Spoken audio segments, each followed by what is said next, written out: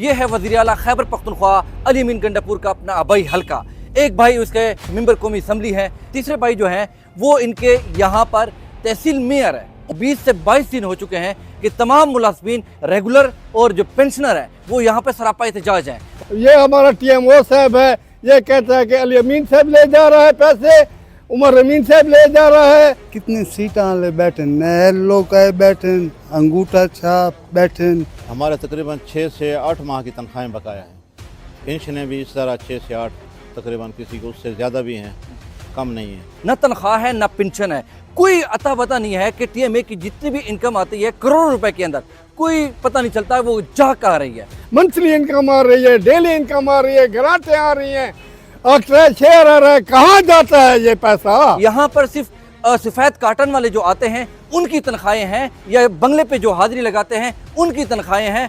जुम्मेली दीवारी लाख लाख रुपए दे चेक देते, वो गिन गया कि वकीले का खानदान नहीं, ऐसा गरीब बाती तब बैठे हैं, सागू कोई पूछने वाला ही कौन नहीं। यहाँ पे बादशाही सिर्फ क्लास 4 की है, जो कि क्लास 4 से कोई पटवारी भर्ती हुआ है, कोई क्लास 4 से बिल्डिंग इंस्पेक्टर भर्ती हुआ पड़ा है, कोई अता पता नहीं है। तमाम जो है नीचे तबके के जो है यहाँ पे बादशाह बने हुए हैं, और जो ओरिजिनल पोस्ट पे है वो जलील ख्वार हो रहा है। 3 करोड़ तनख्वाह हो और 3.5 करोड़ हमारी इनकम है, अगर उस पर पेंशन और तनख्वाह नहीं होती तो मेरे ख्याल में फिर भी अफसोस की बात है। अब आर्मी चीफ को हम जो है ना रिक्वेस्ट करते हैं, मेहरबानी करें, हमारी मदद करें, हमारे बच्चे भूख मर रहे हैं। तमाम काम कराने वाले कौन है? यही लोग हैं, यही पटवारी, यही बिल्डिंग इंस्पेक्टर्स और यही एहलकारान है। इनकी मिली भगत से यहाँ के DA खान का बेड़ा गर्क हुआ।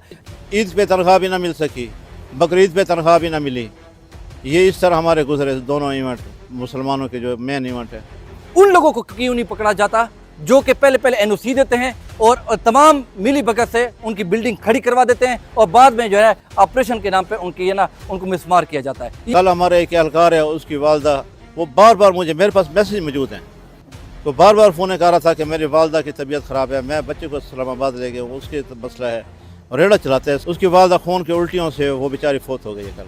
मैं ये भी सुना कितने ठेके हनीफ खान उनके शेर है। और खुदा की कसम उठा के कहता हूँ कि वो उस दौरान भी वालदा की इतलात से पहले, जनाजे से पहले, वो मुझे बार बार मैसेज कर रहा था कि कैसर खान तनख्वाह का कुछ है, कि मैं वालदा को चलो इलाज नहीं किया दफन तो कर लो। यही क्लास 4 जो कि आला ओहदे पे गए हुए हैं, इनके पास मोटरसाइकिल नहीं थी। अब जो है उनके घर जो है 3-3 मंजिला, और उनके जो है इमारतों के अंदर मार्बल लगे हुए हैं। ये कैसे लगे हैं? एंटी करप्शन भी खामोश तमाशाई बनी हुई है, वो भी मोहताज हो चुके हैं, नैब भी खामोश है। उनको ये एहसास ही नहीं है कि यार दफ्तर बंद है, एहलकार धूप में बैठे हुए हैं, एहलकारों ने टेंट लगाया, एहलकारों ने दफ्तर में क्या किए, आए नहीं है। अस्सलाम वालेकुम नाज़रीन, जागो डेरे से मैं हूं आपका मेज़बान आदिल वकार। इस वक्त मैं मौजूद हूं डेरे इस्माइल खान में, तहसील म्यूनसिपल कमेटी ऑफिस के अंदर। ये है वज़ीर आला खैबर पख्तूनख्वा अली अमीन गंडापुर का अपना आबाई हल्का। एक भाई उसके जो है मेंबर कौमी असम्बली हैं, तीसरे भाई जो हैं वो इनके यहाँ पर तहसील मेयर है, उमर अमीन गंडापुर साहब। यहाँ पर अगर बात की जाए, तकरीबन 20 से 22 दिन हो चुके हैं कि तमाम मुलाजमीन रेगुलर और जो पेंशनर हैं वो यहाँ पर सरापा एहतजाज हैं। और एहतजाज इस वजह से किया जा रहा है कि इस वक्त इनके घरों के चूल्हे ठंडे पड़ चुके हैं, न तनख्वाह है न पेंशन है, कोई अता पता नहीं है कि TMA की जितनी भी इनकम आती है करोड़ों रुपए के अंदर, कोई पता नहीं चलता है वो जा कहाँ रही है। अक्सर ये कहा जाता है कि उनकी जो ये इनकम आती है वो अमीन ब्रदरान के घोड़ों के घास के काम आती है, या उनके बंगले पे जाती है, ये कहा जाता है इन मुलाजमीन के मुताबिक। चाहे जो भी इवेंट हो, उनके लिए पैसे निकल आते हैं, इनके पास मेले ठेले के लिए भी पैसे निकल आते हैं, यहाँ पर मुलाजमीन के लिए नहीं है। अल्लाह माफ़ी दे, नाम भी लेना मैं मुनासिब नहीं समझता। ऐसे मुजी मर्ज के अंदर मुब्तला हैं कि घरों में फाके हैं, उनके चूल्हे ठंडे पड़ चुके हैं, खाने पीने का कुछ नहीं है, लोग मज़ीद जो है उनको कर्ज देने के लिए तैयार नहीं है। इसी तरीके से जो घरों के अंदर रिहाइश पजीर थे, जिनके रेंट के घर थे, उन्होंने वहाँ से उनको निकाल दिया है, वो दर बदर घूम रहे हैं इस वक्त। लेकिन यहाँ पर सिर्फ सफ़ेद काटन वाले जो आते हैं उनकी तनख्वाहें हैं, या बंगले पे जो हाजिरी लगाते हैं उनकी तनख्वाहें हैं, बगैर किसी झिझक के उनको तमाम चीज़ें मिल जाती हैं। लेकिन यहाँ पे बादशाही सिर्फ क्लास 4 की है, जो कि क्लास 4 से कोई पटवारी भर्ती हुआ है, कोई क्लास 4 से बिल्डिंग इंस्पेक्टर भर्ती हुआ पड़ा है, कोई अता पता नहीं है। तमाम जो है नीचे तबके के जो है यहाँ पे बादशाह बने हुए हैं, और जो ओरिजिनल पोस्ट पे है वो जलील ख्वार हो रहा है। टेक्निकल बंदे से नॉन टेक्निकल काम लिया जा रहा है, और नॉन टेक्निकल से प्रोफेशनल काम लिया जा रहा है। इस वक्त DA खान खान की आप ओवरऑल बात की जाए तो यहाँ पे जितने भी तजावज़ात हैं ये इन्हीं की बदौलत हुए हैं। आप तमाम बिल्डिंग्स, अगर डी ए खान के अगर ग्रैंड ऑपरेशन हुआ, अगर इन्होंने ईमानदारी से काम किया तो एक बिल्डिंग यहाँ पे नहीं रहेगी। और ये तमाम काम कराने वाले कौन हैं? यही लोग हैं, यही पटवारी, यही बिल्डिंग इंस्पेक्टर्स और यही एहलकारान हैं। इनकी मिली भगत से यहाँ के डी ए खान का बेड़ा गर्क हुआ। जिस तरीके से डेरा बंद का आपने देखा, रिवर प्रोटेक्शन एक्ट के तहत वहाँ पे जो है उन्होंने ऑपरेशन किया, करोड़ों रुपए को जो है ना उनका नुकसान पहुंचा, वहाँ पे कारोबार तबाह हुआ। लेकिन उन लोगों को क्यों नहीं पकड़ा जाता जो कि पहले पहले एनओसी देते हैं और तमाम मिली भगत से उनकी बिल्डिंग खड़ी करवा देते हैं और बाद में जो है ऑपरेशन के नाम पे उनकी ना उनको मिसमार किया जाता है। ये अफसोस का मकाम है। उस शख्स को आखिरकार क्यों नहीं पकड़ा जाता कि ये जब कागजात बन रहे होते हैं उस टाइम इनके गिरबान क्यों नहीं पकड़े जाते? आज तक इनके खिलाफ जो है ना एक्शन क्यों नहीं हुआ? इसी तरीके से अगर बात की जाए, यही क्लास 4 जो कि आला ओहदे पे गए हुए हैं, इनके पास मोटरसाइकिलें नहीं थी। अब जो है उनके घर जो है 3-3 मंजिला और उनके जो है इमारतों के अंदर वो मार्बल लगे हुए हैं। ये कैसे लगे हैं? एंटी करप्शन भी खामोश तमाशाई बनी हुई है, वो भी मोहताज हो चुके हैं, नैब भी खामोश है क्योंकि इनके अंडर में है। तो इसलिए तमाम तमाशा देखा जा रहा है कि कब हुकूमत जाएगी, उसके बाद जो है शायद कुछ ना कुछ एक्शन हो। हमारे तकरीबन 6 से 8 माह की तनख्वाहें बकाया हैं। पेंशनें भी इस तरह 6 से 8, तकरीबन किसी को उससे ज़्यादा भी हैं, कम नहीं है। शोम किस्मत कि हम 16 तारीख से एहतजाज कर रहे थे, उसके बावजूद किसी ने अहवाल हाल नहीं लिया कि यार आप क्यों बैठे हुए हैं, क्यों दफ्तर का माहौल ख़राब हो रहा है, क्यों सारे बाहर निकलते हैं, रोज़ाना तकरीरें करते हैं।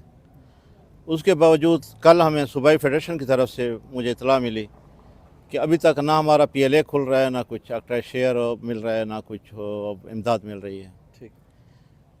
अब मैं ये सवाल करता हूँ अपने सेक्रेटरी साहबान से कि इतने बड़े बड़े तनख्वाहें लेने वाले हमारे सेक्रेटरी साहबान अगर एक अकाउंट ही मेंटेन नहीं कर सकते, पंजाब में दूसरे सूबों में सरकारी मुलाजमीन का अपना अकाउंट है जो मंथली वहाँ पे सैलरी पहुँच जाती है, हर 3 महीने के बाद हमारा PLA बंद हो जाता है। फिर हम एहतजाज करते हैं सूबाई लेवल पर, पूरे तमाम TMAs बंद होती हैं, हफ्ता 10-10 दिन हम इस पर एहतजाज करते हैं, उसके बाद फिर PLA खोला जाता है। हर दफ़ा ये तमाशा क्यों आखिर लगाया जा रहा है? पिछले दिनों एक इंटरव्यू में हमारे TMO साहब ने कहा कि हमारे ठेकाजात अच्छे रेट पे गए हैं, ठेकाजात अच्छे रेट पे गए हैं, हमारी आमदनी भी अच्छी है।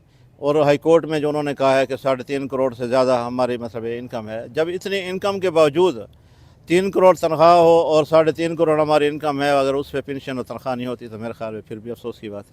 हमें ईद पे तनख्वाह भी ना मिल सकी, बकरीद पे तनख्वाह भी ना मिली। ये इस तरह हमारे गुजरे दोनों इवेंट, मुसलमानों के जो मेन इवेंट है। कल हमारे एक एहलकार है, उसकी वालदा, वो बार बार मुझे, मेरे पास मैसेज मौजूद हैं, तो बार बार फ़ोन कर रहा था कि मेरी वालदा की तबीयत ख़राब है, मैं बच्चे को इस्लामाबाद ले गया हूँ, उसके मसला है, रेड़ा चलाते हैं 7 सेकंड टाइम। उसकी वालदा खून की उल्टियों से वो बेचारी फोत हो गई है कल। और खुदा की कसम उठा के कहता हूँ कि वो उस दौरान भी वालदा की इतलात से पहले, जनाजे से पहले, वो मुझे बार बार मैसेज कर रहा था कि कैसर खान तनख्वाह का कुछ है कि मैं वालदा को, चलो इलाज नहीं किया दफन तो कर लो। और इसी तरह बहुत सारे एहलकार, कोई एहसास ही नहीं है कि यार दफ्तर बंद है, एहलकार धूप में बैठे हुए हैं, एहलकारों ने टेंट लगाया, एहलकारों ने दफ्तर में क्या किए, आए ही नहीं है। तो इस हालात में ये हमारी मजबूरी थी। 21 दिन इंतज़ार कर करके आखिर आज 22वें दिन हम एहतजाज पे बैठ गए, शामियाने लगा के। 2023 से हमारी पेंशनें नहीं मिल रही हैं, एहलकार भूखे हैं, उनको तनख्वाह नहीं मिल रही 8 माह से। ये हो क्या रहा है? हमारे साथ जुल्म हो रहा है। ये हमारा TMO साहब है, ये कहता है कि अली अमीन साहब ले जा रहा है पैसे, उमर अमीन साहब ले जा रहा है। मंथली इनकम आ रही है, डेली इनकम आ रही है, ग्रांटें आ रही हैं, एक्स्ट्रा शेयर आ रहा है। कहाँ जाता है ये पैसा? हमारे लिए क्या क्या अज़ाब बनाया है? खुदा के लिए हम पर रहम करो, हम भूखे हैं, प्यासे हैं, कहाँ जाए, किसका दरवाज़ा खड़काएं? अदालत में गए हुए हैं। सितंबर में हमारी पेशी होगी इंशाअल्लाह, ज़िंदगी रही तो इससे हम पेंशन भी लेंगे, तनख्वाहें भी लेंगे, इंशाअल्लाह डट कर मुकाबला करेंगे। हम तमाम दरवाजे खड़ कर के आए हैं, मेयर से मिले हैं, TMO से मिले हैं, वज़ीर आला से मिले हैं, सेक्रेटरियों से मिले हैं, DC साहब से मिले हैं। अभी हमारी कोई नहीं सुन रहा।